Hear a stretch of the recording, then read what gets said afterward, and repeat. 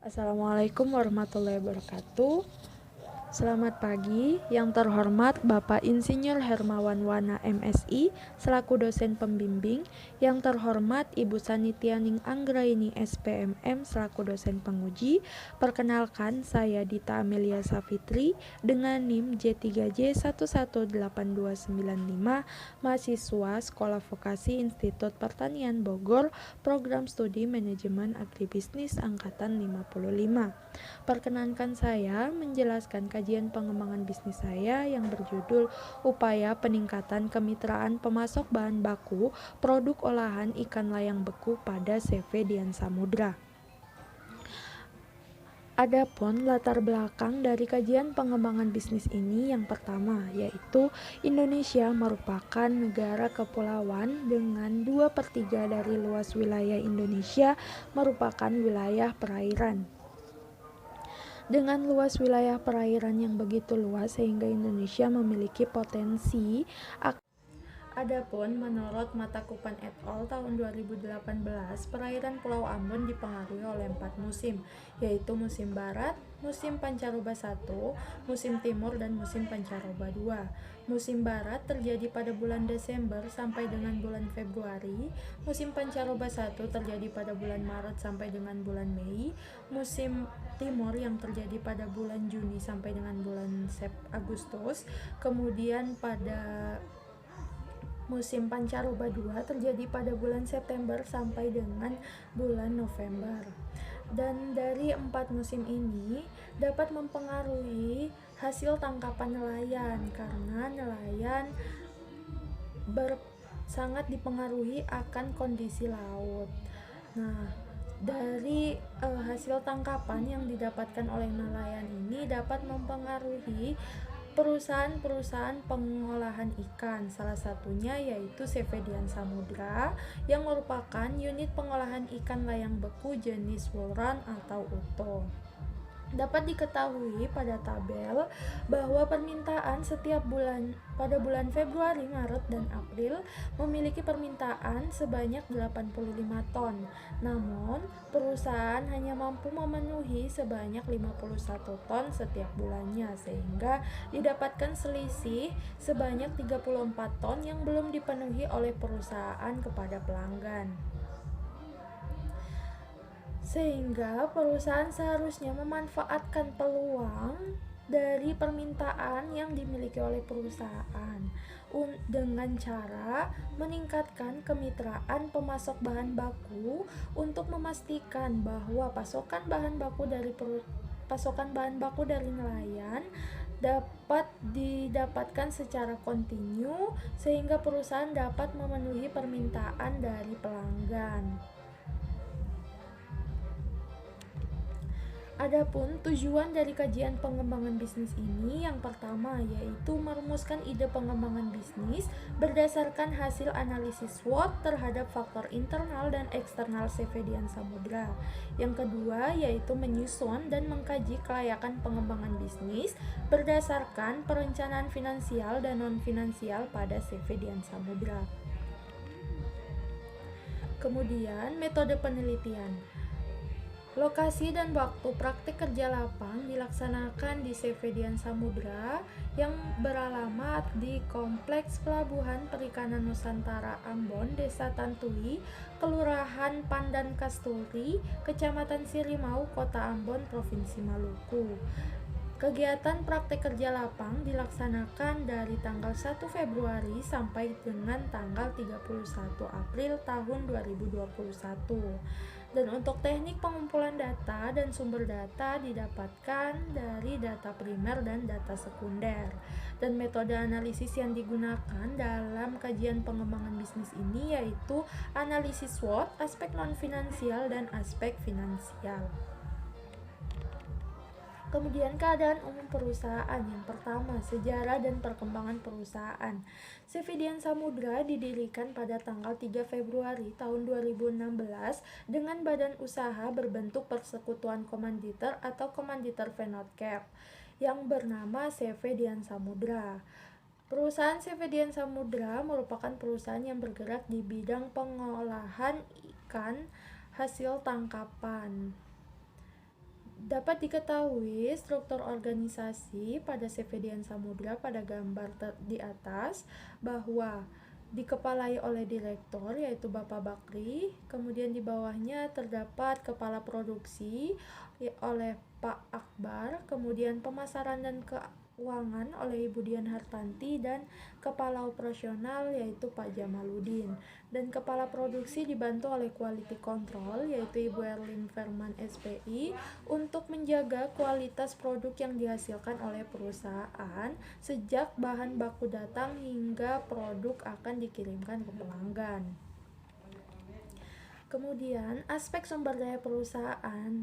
Sumber daya fisik yang dimiliki oleh perusahaan terbagi menjadi dua, yaitu terkait dengan kantor, dan yang kedua yaitu kegiatan penunjang kegiatan pengolahan ikan. Yang berkaitan dengan peralatan kantor yaitu CCTV, kemudian laptop, printer, meja, kursi, lemari. Adapun mesin dan peralatan yang digunakan perusahaan untuk menunjang kegiatan pengolahan perikanan yaitu yang pertama, mesin air blast freezer dengan kapasitas 6 ton, kemudian mesin produksi es flake, kemudian cold storage dengan kapasitas 100 ton, kemudian keranjang, pen, timbangan digital, tangki air, skop, sibor, mesin penangkap lalat, keranjang, bak chilling, dan selang air serta sprayer yang digunakan untuk kegiatan produksi. Selain itu, perusahaan juga memiliki alat transportasi berupa mobil dan juga 1 unit motor yang digunakan untuk mengambil bahan baku ataupun mengantarkan produk yang telah diolah dan dikemas untuk dimasukkan ke dalam cold storage. Kemudian sumber daya manusia yang dimiliki perusahaan yaitu berasal dari kerabat dan keluarga pemilik serta masyarakat sekitar yang berada di lingkungan perusahaan. Jumlah dari sumber daya manusia yang dimiliki perusahaan CV Dian Samudra yaitu 4 tenaga kerja tetap dan 15 tenaga kerja lepas. Tenaga kerja yang dimiliki oleh perusahaan memiliki latar belakang pendidikan dari sekolah menengah atas hingga sarjana. Untuk tenaga kerja tetap, mereka bekerja selama 6 hari dalam seminggu dengan hari libur pada hari Minggu. Dan jam kerja yang dimiliki oleh tenaga kerja tetap yaitu dimulai pukul 9.00 waktu Indonesia Timur sampai dengan 17.00 waktu Indonesia Timur. Dan untuk tenaga kerja lepas, mereka dapat datang kerja sesuai dengan datangnya bahan baku. Dan mereka dibayar sesuai dengan jam kerja mereka setiap harinya, di mana standar pembayaran tenaga kerja lepas ini yaitu 15.000 untuk jam kerja biasa atau normal, dan untuk jam kerja di malam hari yaitu sebesar 25.000 per jam. Untuk spesifikasi tenaga kerja lepas di perusahaan CV Dian Samudra tidak memiliki spesifikasi khusus selama mereka mampu untuk mengikuti kecepatan dan standar dalam melakukan pengolahan perikanan di CV Dian Samudra, mereka dapat diterima dan langsung bekerja. Kemudian untuk sumber daya keuangan yang dimiliki perusahaan berasal dari sumber daya modal sebesar 500 juta yang dimiliki oleh Pak Bakri. Kemudian sumber daya modal yang dimiliki dialokasikan untuk membeli mesin air blast freezer, kemudian menyewa lahan di Pelabuhan Perikanan Nusantara, dan juga membayar tenaga kerja lepas serta membeli bahan baku sehingga perusahaan dapat berkembang hingga saat ini. Kemudian unit bisnis yang dimiliki perusahaan yaitu pengadaan input, proses produksi, dan mekanisme pemasaran. Pengadaan input yang dilakukan oleh perusahaan CV Dian Samudra yaitu berupa sarana dan prasarana seperti pen, kemudian keranjang, dan juga styrofoam. Kemudian untuk bahan baku seperti ikan ataupun es balok. Kemudian kemasan berupa karton, plastik PE dan juga tali, dan untuk tenaga kerja didapatkan dari lingkungan sekitar. Kemudian untuk proses produksi, yang pertama yaitu kegiatan penerimaan bahan baku. Bahan baku yang diterima oleh Sevedian Samudra yaitu dengan minimal berat sebanyak 35 kg per keranjang. Dan timbangan ini dilakukan setelah memisahkan ikan dengan air dan juga es ketika pengiriman bahan baku.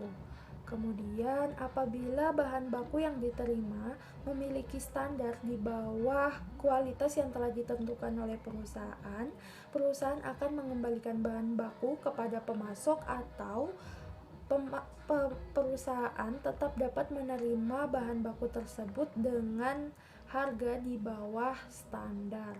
Kemudian dilakukan pencucian tahap pertama untuk menghilangkan darah dari ikan. Kemudian dilakukan proses chilling atau pendinginan di mana ikan dimasukkan ke dalam bak yang telah diisi dengan air dan juga es untuk menjaga titik suhu pusat dari produk ikan yang akan dilakukan proses pengolahan. Kemudian dilakukan kegiatan sortir. Untuk kegiatan sortir ini, tenaga kerja akan memisahkan ikan sesuai dengan ukurannya dan juga memisahkan barang sisa berupa mata merah dan juga perut pecah. Setelah dilakukan sortir, maka dapat dilakukan penimbangan. Penimbangan ini ditimbang seberat 10 ton. Kemudian dilakukan pencucian tahap kedua untuk memastikan lagi bahwa ikan yang akan diolah selanjutnya tidak terdapat darah. Kemudian dilakukan size. Size ini di mana ikan yang telah ditimbang kemudian ditata secara rapi di dalam pen dan juga dihitung. Setelah itu kemudian dapat diberi label berupa logo perusahaan dan jumlah ikan. Kemudian dilakukan proses pembekuan ikan. Ikan yang telah tertata rapi di dalam pen kemudian dimasukkan ke dalam ruangan air blast freezer, ditata secara rapi di dalam rak. Kemudian setelah ikan beku, kemudian dikeluarkan dari mesin air blast freezer dan dilakukan proses pelepasan es atau glazing. Kemudian maka dilakukan proses pengemasan dengan menggunakan plastik PE terlebih dahulu, kemudian dikemas kembali dengan menggunakan karton yang telah berlapis lilin dan diikat dengan tali agar produk tidak lepas dari karton. Kemudian dilakukan proses penyimpanan di dalam cold storage, ditata secara rapi, disesuaikan dengan size dan juga jenis ikannya. Kemudian apabila ikan yang telah disimpan telah mencapai standar minimal pengiriman yaitu sebanyak 17 ton, disesuaikan dengan kontainer yang digunakan perusahaan yaitu sebesar 20 feet dengan kapasitas maksimal 18 ton. Dapat dilakukan proses pengiriman atau stuffing. Kemudian mekanisme pemasaran. Mekanisme pemasaran dari Sevedian Samudra yaitu menggunakan bauran pemasaran berupa produk, price, place, dan promotion. Untuk produk yaitu memiliki ikan layang dengan size yang berbeda-beda yaitu 40 sampai dengan 100 ekor per 10 kilogramnya dan juga lebih dari 100 ekor per 10 kilogramnya. Untuk setiap size, produk diberi harga yang berbeda-beda yaitu dengan standar harga Rp14.000 sampai dengan Rp22.000 per kilogramnya. Kemudian untuk tempat, perusahaan Sevedian Samudra memasarkan produknya kepada pelanggan berupa perusahaan perseorangan ataupun memasarkannya langsung kepada konsumen. Kemudian promosi yang dilakukan oleh Sevedian Samudra yaitu menggunakan media sosial pribadi dari pemilik perusahaan berupa WhatsApp. Selain itu juga beberapa pelanggan mengetahui perusahaan Sevedian Samudra ini mengetahui dari pelanggan-pelanggan perusahaan Sevedian Samudra sebelumnya atau sistem mouth to mouth. Kemudian yang keempat yaitu kajian pengembangan bisnis. Rumusan ide kajian pengembangan bisnis ini didapatkan dari hasil analisis SWOT berupa yaitu WO, di mana kelemahan dari perusahaan CVDN Samudra yaitu pasokan produksi yang belum kontinu, pemanfaatan mesin ABF dan gudang cold storage yang belum optimal, kolaborasi dengan nelayan yang belum optimal, dan belum adanya ikatan kontrak dengan para mitra. Kemudian, peluang dari perusahaan CVDN Samudra yaitu permintaan pelanggan akan ikan layang beku konsisten setiap bulannya, persaingan antar usaha yang tidak terlalu banyak, dan harga jual yang bersaing antar perusahaan. Sehingga didapatkan ide pengembangan bisnis yaitu peningkatan kemitraan pemasok bahan baku produk olahan ikan layang beku. Kemudian dilakukan perencanaan kemitraan yaitu kemitraan subkontrak, kemudian dilakukan analisis finansial. Setelah dianalisis finansial, apakah dikatakan layak atau tidak layak, ketika layak dapat diterapkan, dan jika tidak layak maka akan dilakukan evaluasi ulang dan perencanaan kemitraan ulang. Kemudian rencana pengembangan bisnis berupa pola kemitraan subkontrak. Menurut Sumarjo et al. Tahun 2004, pola subkontrak merupakan pola hubungan kemitraan antara perusahaan mitra dengan kelompok mitra. Di dalamnya, kelompok mitra memproduksi kebutuhan perusahaan sebagai bagian dari komponen produksinya.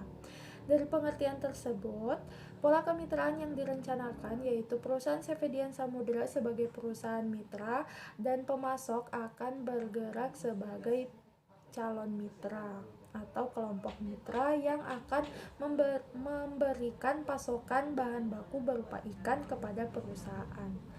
Dapat dilihat contoh kontrak kerjasama yang direncanakan pada kajian pengembangan bisnis ini pada gambar di samping.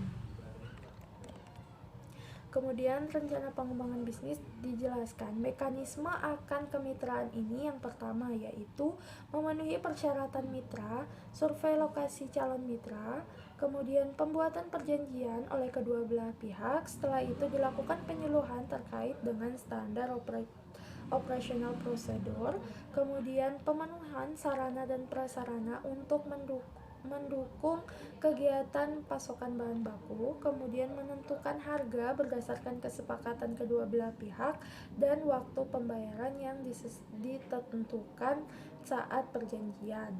Kemudian hak dari CVDN Samudra yaitu pasokan bahan baku dan atau produk dari mitra dengan kualitas yang terbaik dan kuantitas yang sesuai dengan yang diminta.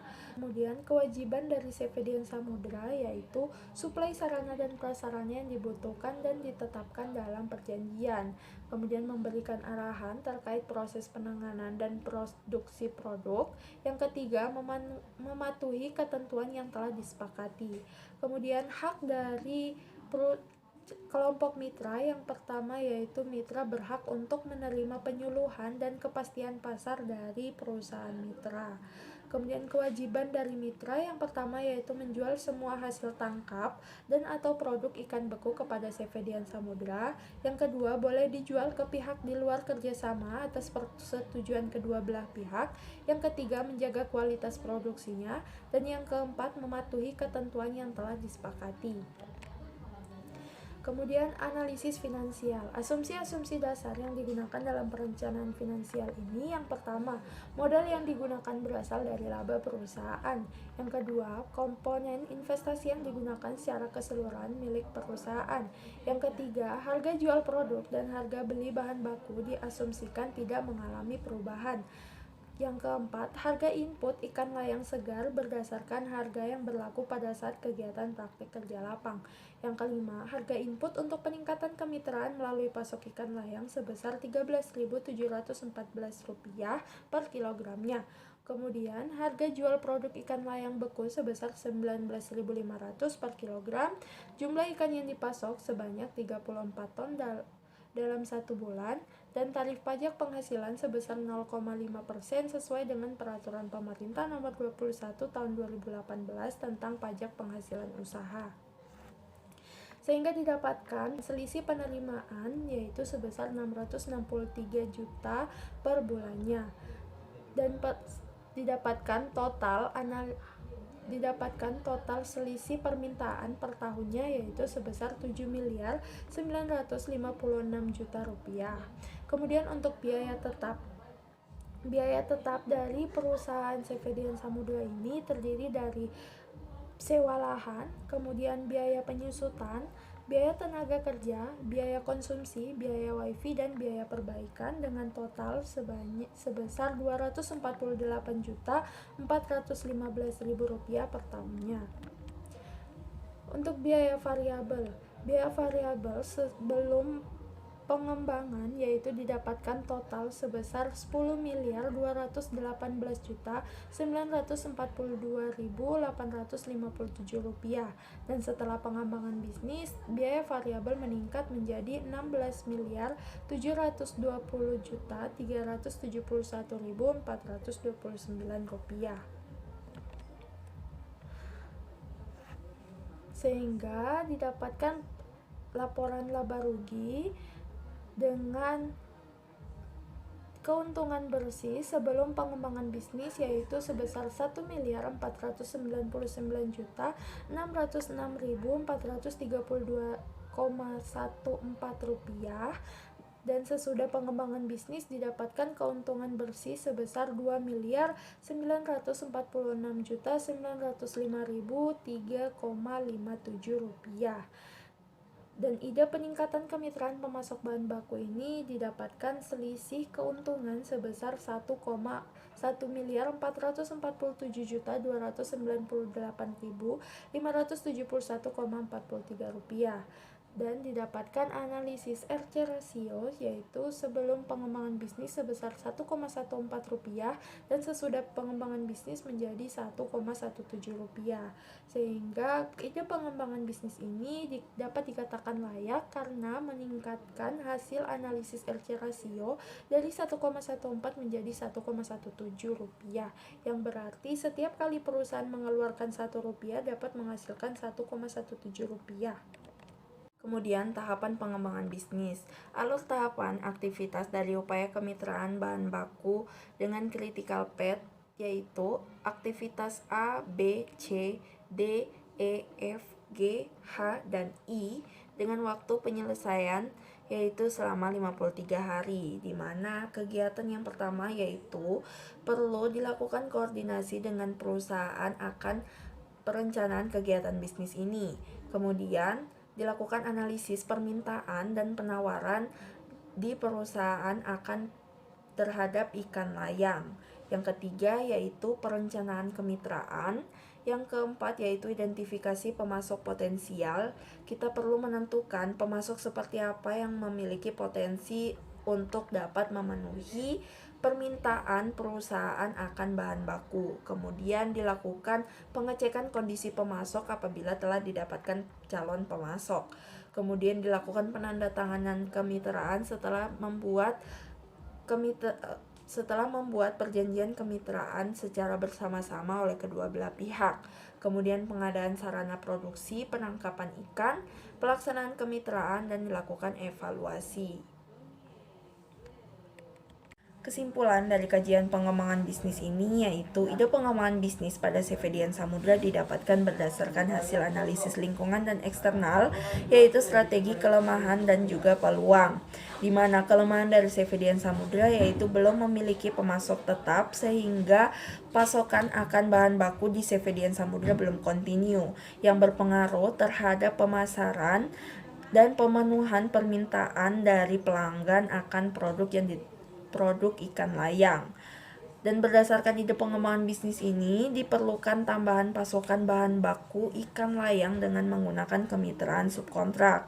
Dan berdasarkan hasil analisis finansial didapatkan peningkatan keuntungan sebesar Rp1.447.297.571,43 dan hasil analisis rasio yang meningkat menjadi Rp1,17.